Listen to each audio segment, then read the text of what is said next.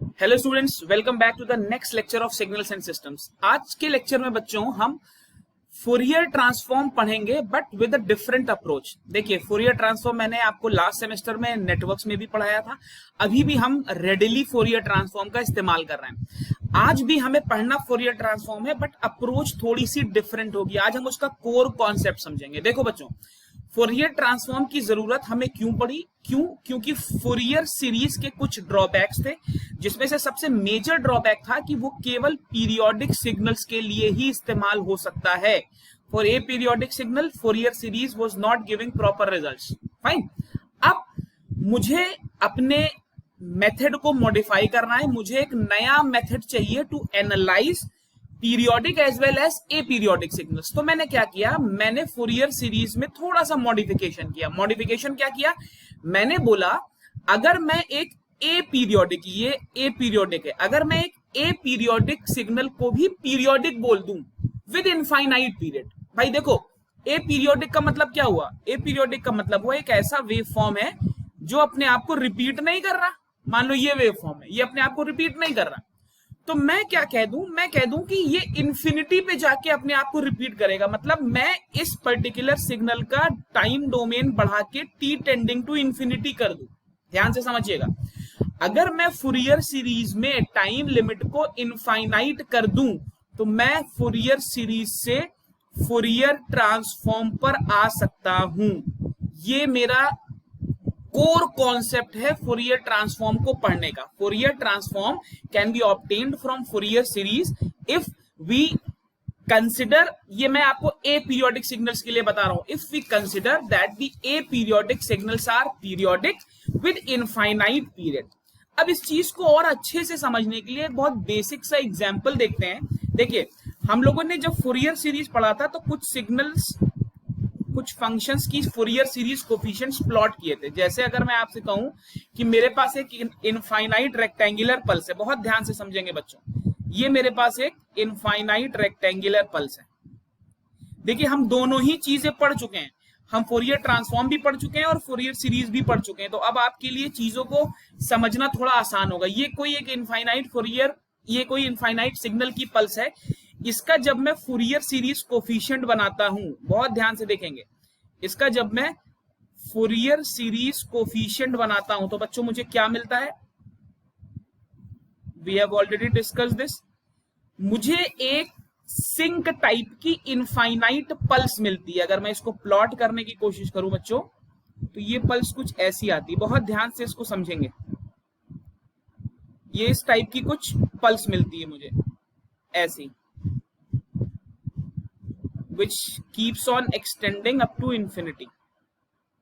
ऐसी मुझे पल्स मिलती है इस टाइप की, एंड सो ऑन। ठीक है ना? मान लेता हूं कि एंगुलर फ्रीक्वेंसी है ओमेगा नॉट, और पल्सेस के बीच, किन्हीं भी दो कंसेक्यूटिव पल्सेस के बीच का जो फ्रीक्वेंसी डोमेन में शिफ्टिंग है वो ओमेगा है। ए के आर दी कोफिशिएंट्स। ये मैं टाइम डोमेन में हूं, this is time domain, and ये मैं फ्रीक्वेंसी डोमेन में हूं। ठीक है ना? ये हम प्लॉट जानते हैं, फोरियर सीरीज में हम पढ़ चुके हैं। आपने फर्स्ट ईयर मैथमेटिक्स में भी पढ़ा था रेक्टेंगुलर पल्स का फोरियर सीरीज कोफिशिएंट्स का प्लॉट। ठीक है ना? चलो, इस पर हम डिस्कस नहीं कर रहे हैं। अब यहां पर देखो, हम एंगुलर फ्रीक्वेंसी ओमेगा को कैसे लिख सकते हैं? Omega is equal to 2 pi upon T. अब ध्यान से देखिए, अगर मैं आपसे बोलूं T is tending to infinity, मतलब मैं टी का वैल्यू बढ़ाता जा रहा हूं। जब टी ऑलमोस्ट इनफाइनाइट हो जाएगा तब ओमेगा ऑलमोस्ट जीरो हो जाएगा। मतलब जैसे जैसे मैं टी बढ़ाऊंगा, क्या मैं कह सकता हूं ओमेगा कम होना शुरू होगा? अब एक चीज देखो, ये जो पल्स है मेरी, ये तो इंफिनिटी तक टेंड कर रही है। अब ये जो कॉन्जिक्यूटिव पल्सेस है, इनका इनके बीच का डिफरेंस, इनके बीच का स्पेसिंग, इनके बीच का स्पेसिंग, ये स्पेसिंग ही तो ओमेगा है।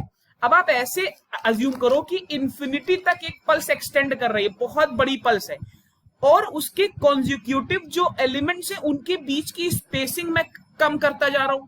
अब इंफिनिटी को मैं कितना भी कम करूं, रहेगा तो इंफिनिटी ही। बात को समझिए। अगर मैं टी टेंडिंग टू इंफिनिटी कर दूं तो मैं क्या कह सकता हूं? मैं ये कह सकता हूं ये जो पल्स अभी डिस्क्रीट है ये लगभग कंटिन्यूअस हो जाएगी। जरा एक बार इमेजिन करके देखिए, कॉन्जिक्यूटिव जो स्पेसिंग है वो कम होती चली जाएगी, ऑब्वियसली कम होती चली जाएगी। जो आपकी कॉन्जिक्यूटिव स्पेसिंग है वो कम होती चली जाएगी। जब कम होती चली जाएगी तो ये जो दो सैंपल्स हैं, ये दो सैंपल्स एक दूसरे के बहुत नजदीक आते जाएंगे, और जब ये बिल्कुल ओवरलैप कर जाएंगे और मैं स्पेक्ट्रम देखूंगा तो अब मुझे स्पेक्ट्रम में कंटिन्यूअस सिग्नल दिखाई देगा। क्लियर है? आप बात को समझ रहे हैं? अब इस चीज को इमेजिन करो, मैंने जो फूरियर ट्रांसफॉर्म पढ़ा था, मैंने आपको फूरियर ट्रांसफॉर्म बताया है रेक्टेंगुलर पल्स का, हमने कम्युनिकेशन वाले लेक्चर में इसको सॉल्व किया है, और इसका आंसर कितना आया था अगर आपको याद हो तो इसका आंसर एक सिंक पल्स आता है। ये मैं कई बार बता चुका हूं। अब जो आप लोकल बुक्स में देखते हो, इसी सिग्नल को अगर मैं टाइम डोमेन में ट्रंकेट कर दूं, अब ये वर्ड आपने पहले सुना होगा जब फूरियर ट्रांसफॉर्म पढ़ा होगा। देखो, इसी इनफाइनाइट पल्स को, वो जो मेरी रेक्टेंगुलर पल्स इंफिनिटी से इंफिनिटी तक एक्सटेंड कर रही थी, उसी को जब मैं टाइम डोमेन में ट्रंकेट कर रहा हूं तो मुझे रेक्टेंगुलर पल्स मिल रही है, और उसी रेक्टेंगुलर पल्स को मैं यहां पर सिंक फंक्शन में बोल रहा हूं कि ट्रांसफॉर्म निकल के आ रहा है। तो आप देख रहे हो दोनों में कितना रिलेशन है।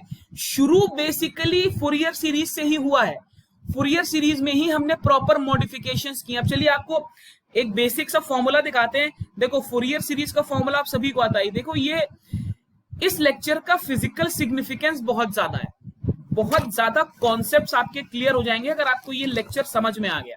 ठीक है ना? अच्छा, जरा फूरियर सीरीज की बात करें तो फूरियर सीरीज में an का वैल्यू हम लिखते थे 1/t माइनस t/2 से t/2 xt e to the power minus jn omega naught t। अब देखो कैसे हम फूरियर सीरीज से फूरियर ट्रांसफॉर्म में आने की कोशिश कर रहे हैं। देखो, इस t को क्रॉस मल्टीप्लाई कर लो, ठीक है, तो क्या आ गया t इंटू an। यही इंसेप्शन है, यहीं से फूरियर ट्रांसफॉर्म शुरू हुआ है। xt e to the power minus jn omega naught t। अब देखो, ओमेगा नॉट ही मैंने फ्रीक्वेंसी पे यहां पर अगर आप देखोगे तो मैंने ओमेगा नॉट ही लिया हुआ है। ठीक है ना? ये सब चीजें अभी देखिएगा कनेक्ट हो जाएंगी। चलो, अब मैं यहां क्या करूं, यहां पर अगर मैं limit infinity t tending to infinity की लिमिट ले लूं, यहां पर मैं ले लूं limit t tending to infinity t into an, ऐसा कर लूं, is equal to limit t tending to infinity minus t/2 से t/2, this is x of t e to the power minus jn omega naught t। अब एक चीज देखो, जब मेरी limit t tending to infinity हो रही है तो इस एक्सप्रेशन को मैं क्या लिख सकता हूं भाई, जो चीज यहां t में थी अब वो माइनस इंफिनिटी से इंफिनिटी हो जाएगी, जो xt में था उसको मैं एज इट इज रहने दूंगा।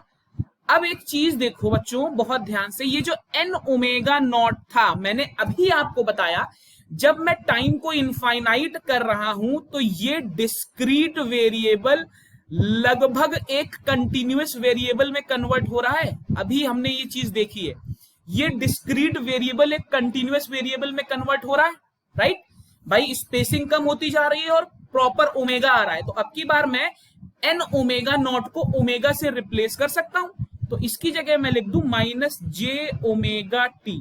अब अगर आप ध्यान से देखोगे तो ये क्या लिखा हुआ है, this is nothing but x of omega. यही आपका फूरियर ट्रांसफॉर्म है, मतलब इस पर्टिकुलर एक्सप्रेशन को ही मैं फूरियर ट्रांसफॉर्म बोलता हूं। और ये एक्सप्रेशन है क्या? ये एक्सप्रेशन है, मैंने कोफिशिएंट्स को t टेंडिंग टू इंफिनिटी कर दिया है। आप देख रहे हो कहां से फूरियर सीरीज के एक्सप्रेशन से आपको फूरियर ट्रांसफॉर्म मिल रहा है। ठीक है ना? Logic should be very very very clear. Fine, चलो अब एक और बहुत इंपॉर्टेंट चीज देखते हैं। जरा मैं फूरियर सीरीज का फूरियर ट्रांसफॉर्म का एक्सप्रेशन लिखता हूं, बहुत ध्यान से देखिएगा। x of omega is minus infinity से infinity x of t e to the power minus j omega t into dt। ठीक है ना? ऐसे ही अगर मैं इनवर्स ट्रांसफॉर्म की बात करूं तो एक्स ऑफ टी को कैसे लिख सकता हूं? एक्स ऑफ टी को लिख सकता हूं 1/2 माइनस इंफिनिटी से infinity X of omega into E to the power J omega T into D omega. अब यहां पर हम अभी फ्यूचर में पढ़ी जाने वाली एक बहुत इंपॉर्टेंट थ्योरम का आपको लॉजिक समझा रहे हैं। यहां पे अगर हम x ऑफ 0 निकाल दें, मतलब हम omega is equal to 0 put कर दें यहां पर, ठीक है ना, तो x ऑफ 0 का वैल्यू क्या आ जाएगा? x ऑफ 0 का वैल्यू आ जाएगा माइनस इंफिनिटी से infinity x of T D T. Clear है, कोई प्रॉब्लम नहीं। यहां पर अगर हम x ऑफ 0 निकाल दें तो क्या आ जाएगा? वो आ जाएगा 1/2 माइनस इंफिनिटी से इंफिनिटी x ऑफ ओमेगा। अब ये चीज क्या है? What is this? This is the area under X T curve. यही है भाई, हम एरिया ऐसे ही निकालते हैं कर्व को माइनस इंफिनिटी से infinity. This is the area under the x t curve. ये क्या लिखा है बच्चों? What is this? इतना part, this is the area under x of omega curve. आप देख रहे हो, that was the area under the xt curve and this is the area under the x of omega curve. Fine. अब क्या आपको दोनों में कुछ एक रिलेशन नजर आ रहा है? आप देखो, xt वाले एरिया और x ओमेगा वाले एरिया में ये 2 पाई का डिफरेंस आ रहा है।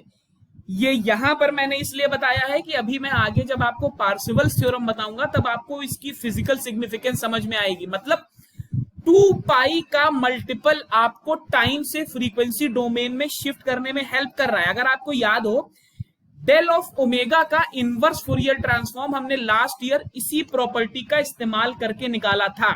This property has a lot of physical significance. ठीक है, अब इसको बताने का लॉजिक क्या था? लॉजिक ये था बच्चों, अगर मैं आपसे बोलूं कि मैं इस फॉर्मूले का इस्तेमाल करके I am finding the Fourier transform of any signal. एक कोई सिग्नल है जिसका फूरियर ट्रांसफॉर्म मैं इस फॉर्मूले को यूज करके निकाल रहा हूं, and unfortunately the Fourier transform is not defined. मतलब I am not able to find the Fourier transform of a particular signal using this particular formula. तो व्हाट डज दिस मीन? क्या इसका यह मतलब है कि फूरियर ट्रांसफॉर्म एग्जिस्ट ही नहीं करता? बिल्कुल भी ऐसा नहीं है। यही सबसे बड़ा कैच है। जरूरी नहीं है कि इस फॉर्मूले से अगर मैं फूरियर ट्रांसफॉर्म निकाल रहा हूं और फूरियर ट्रांसफॉर्म एग्जिस्ट नहीं कर रहा है, इसका यह मतलब नहीं कि फूरियर ट्रांसफॉर्म होगा ही नहीं, उस सिग्नल का फूरियर ट्रांसफॉर्म हो ही नहीं सकता। ऐसा बिल्कुल भी नहीं है।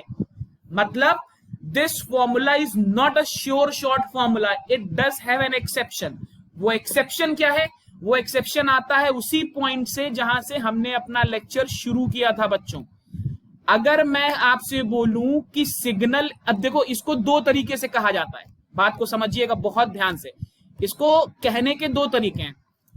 कुछ लोग इसे कहते हैं कि हम पीरियोडिक सिग्नल, उस पीरियोडिक सिग्नल का फूरियर ट्रांसफॉर्म निकाल रहे हैं जो माइनस इंफिनिटी से इंफिनिटी तक एक्सटेंड कर रहा है। देखो, अगर कोई पीरियोडिक सिग्नल माइनस इंफिनिटी से इंफिनिटी तक एक्सटेंड कर रहा है और हम उसका फूरियर ट्रांसफॉर्म वहां से नहीं निकाल पा रहे हैं, तो इसका यह मतलब नहीं है कि उसका फूरियर ट्रांसफॉर्म नहीं एग्जिस्ट करेगा। उसका फूरियर ट्रांसफॉर्म बिल्कुल एग्जिस्ट करेगा, मेथड अलग है। लेक्चर की हेडिंग ही है Fourier transform a different approach. तो यही है बच्चों वो डिफरेंट अप्रोच। अगर मुझे एक पीरियोडिक सिग्नल मिला जो माइनस इंफिनिटी से इंफिनिटी एक्सटेंड कर रहा है, तो मैं उसका फूरियर ट्रांसफॉर्म इस नए मेथड से निकालूंगा। अच्छा, ये पीरियोडिक सिग्नल जो मैं कह रहा हूं माइनस इंफिनिटी से इंफिनिटी एक्सटेंड कर रहा है, ये कैसे आ गया? शुरू में ही मैंने आपको बताया कि ए पीरियोडिक को पीरियोडिक बनाने के लिए मैं उसको माइनस इंफिनिटी से इंफिनिटी एक्सटेंड कर दूं।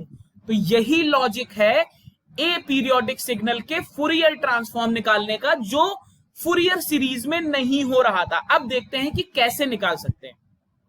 चलिए बच्चों, देखते हैं मेथड जिसके थ्रू हम एक पीरियोडिक सिग्नल जो माइनस इंफिनिटी से इंफिनिटी एक्सटेंड कर रहा है उसका फूरियर ट्रांसफॉर्म निकाल सकते हैं। देखो, सबसे पहली चीज तो ये समझो कि क्यों इसका फूरियर ट्रांसफॉर्म पॉसिबल नहीं होता है। देखो, फूरियर ट्रांसफॉर्म के एक्सप्रेशन में माइनस इंफिनिटी से infinity X T and some exponential D T ऐसा आता है। अब अगर आपका सिग्नल पीरियोडिक है और माइनस इन्फिनिटी से इन्फिनिटी तक एक्सटेंड कर रहा है, तो ये इंटीग्रल तो कभी परफेक्टली इंटीग्रेबल होगा ही नहीं, ये कन्वर्ज करेगा ही नहीं, ये इंफिनिटी के बराबर आ जाएगा। तो इसका मतलब मैं बेसिक फॉर्मूला तो यूज ही नहीं कर सकता, ये जो मेरे पास बेसिक फॉर्मूला था इसको तो मैं यूज ही नहीं कर सकता, क्योंकि ये इंटीग्रेशन तो मुझे हमेशा इंफिनिटी वैल्यू देगा। तो मुझे अच्छा ट्रांसफॉर्म भी निकालना है, अदरवाइज सीरीज, फोरियर सीरीज और फोरियर ट्रांसफॉर्म में डिफरेंस ही क्या रह गया। तो मुझे एक डिफरेंट अप्रोच फॉलो करना पड़ता है। वो डिफरेंट अप्रोच बच्चों क्या है, सबसे पहले देखिए हम लोगों ने लास्ट सेमेस्टर में एक्सपोनेंशियल फोरियर सीरीज पढ़ी थी।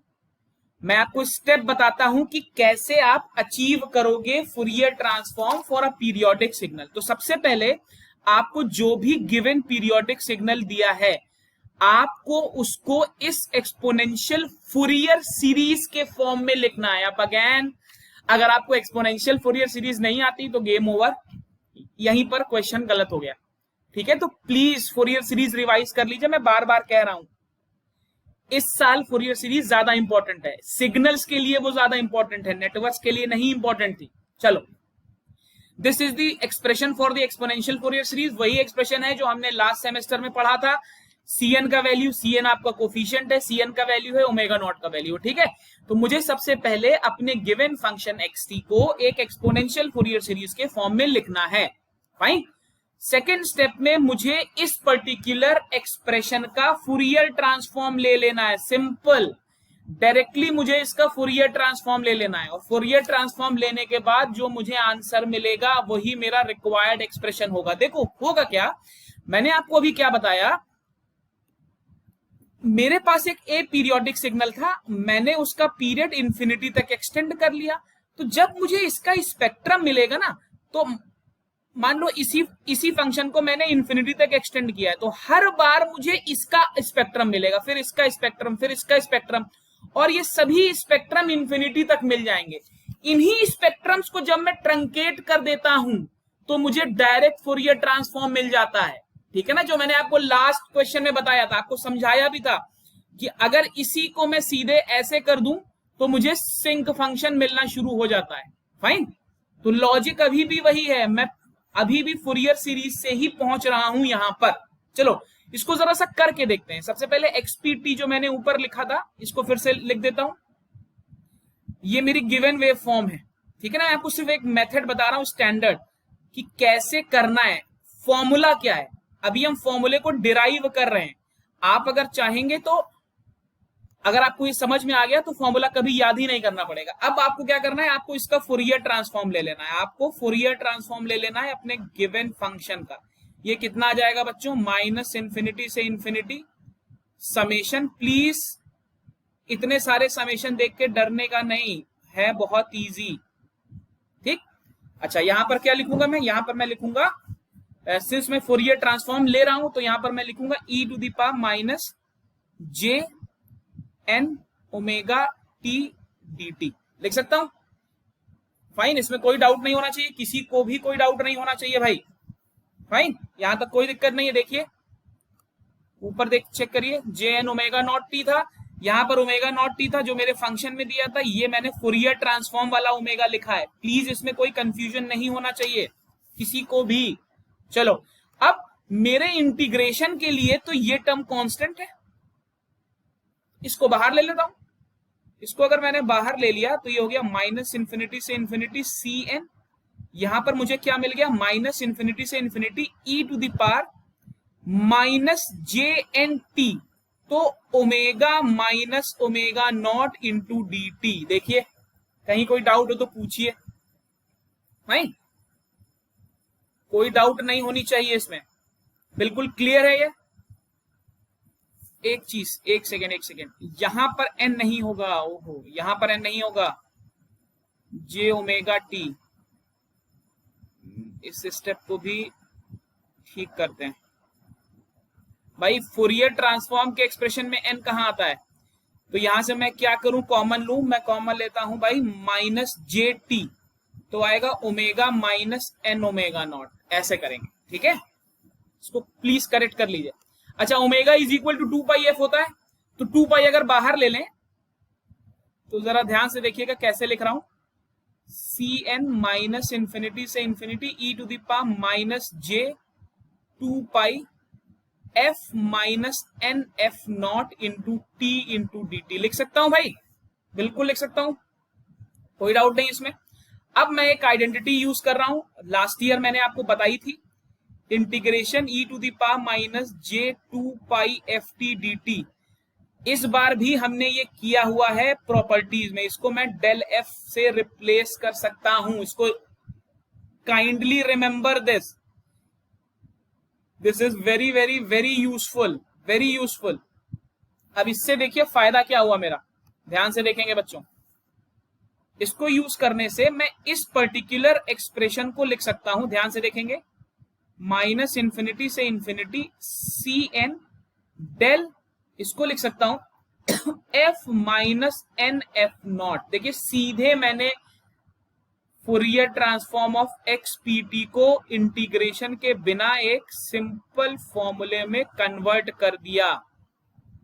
फाइन, ये मुझे एक डायरेक्ट फॉर्मूला मिल गया किस चीज का, पीरियोडिक सिग्नल का फुरियर ट्रांसफॉर्म निकालने के लिए। सी एन की वैल्यू एज इट इज है, हम ऑलरेडी ऊपर लिख चुके हैं, माइनस टी बाई टू से T by two X P T E to the power minus J N omega naught T D T. ठीक है ना, तो ये वैल्यू वही है जो ऊपर थी।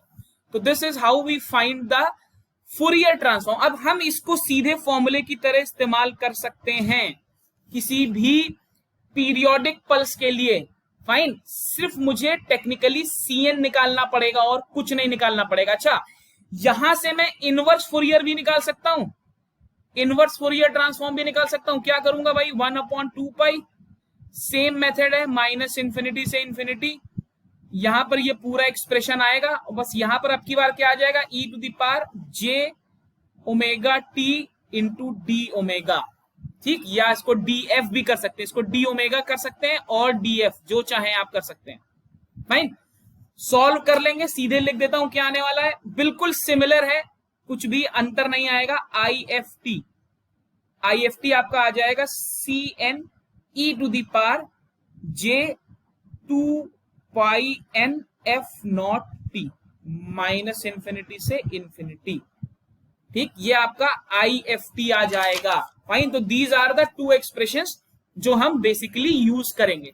अब जब बहुत ही टफ पेपर आता है तभी ऐसा क्वेश्चन आता है, बट सिंस आपके सिलेबस में क्लियरली मेंशन्ड है, प्लस फुरियर सीरीज भी आप पढ़ चुके हो, तो आपके लिए ये करना इंपॉर्टेंट है। चलो एक बहुत बेसिक सा क्वेश्चन कर लेते हैं, इससे आपके सभी डाउट्स क्लियर हो जाएंगे। चलो, अब मुझे इसका फुरियर ट्रांसफॉर्म निकालना है। क्लियरली मैं फुरियर ट्रांसफॉर्म इंटीग्रेशन वाले फॉर्मूले से तो नहीं निकाल सकता। पहला स्टेप क्या था, मुझे फंक्शन को लिखना था एक्स पी टी। अच्छा, सबसे पहले तो मैं इस फंक्शन की वैल्यू तो लिखूं। अब यहां पर फिर से कैच है, अगर आपको फंक्शन का वैल्यू ही लिखना नहीं आ रहा है तो गेम ओवर। देखिए मैं कैसे लिख रहा हूं, del t minus a into t naught. देखिए ये मेरा एक्सपीटी, जो वेवफॉर्म ऊपर बनी थी उसी का फंक्शन मैंने नीचे लिखा है। देखिए यही फंक्शन आएगा, टी ए का वैल्यू चेंज करते रहिए और आपको एक, ये क्या है, इंपल्स ट्रेन ही तो है, इसका समेशन आप ओपन करोगे तो आपको इंपल्स ट्रेन ही मिलेगा। तो ये मैंने आपको 3-4 लेक्चर पहले बताया था कैसे किसी सिग्नल को इंपल्स के फॉर्म में लिखते हैं, वही सेम लॉजिक हमने यूज किया है।